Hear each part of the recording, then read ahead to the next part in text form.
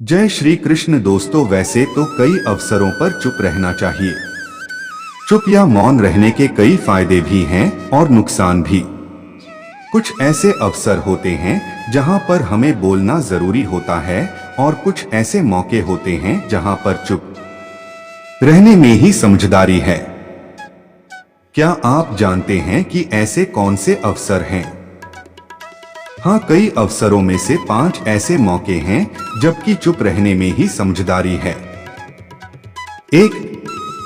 जब कोई आदमी आपके सामने किसी तीसरे आदमी की बुराई कर रहा तो तब तुम्हें चुप रहकर बस सुनना चाहिए, अपनी राय व्यक्त नहीं करना चाहिए, क्योंकि जो आज आपके सामने किसी तीसरे की बुराई कर रहा है वह कल किसी और के सामने आपकी बुराई भी कर सकता है यदि आपने कुछ कहा तो।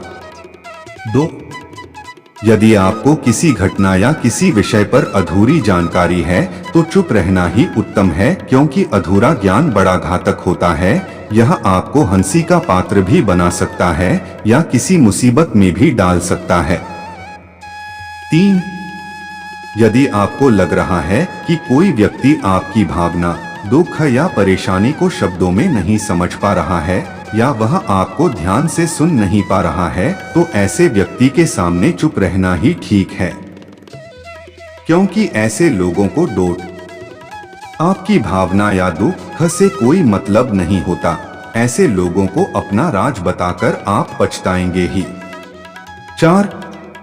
यदि कोई इंसान अपने दुख या परेशानी को आपको बता रहा है तो इसका मतलब यह कि वह आपको अपना समझ रहा है। ऐसे में तुरंत ही उसे समाधान बताने के बजाय चुप रहकर उसकी दुख या समस्या को सुने। उसके दुख या समस्या को किसी और को न बताएं। 5.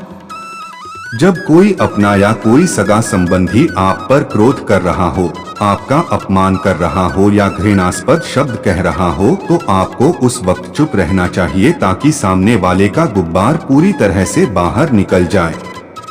आप यदि सही है तो उससे कतई माफी न मांगे और चुप रहकर सही समय का इंतजार करें।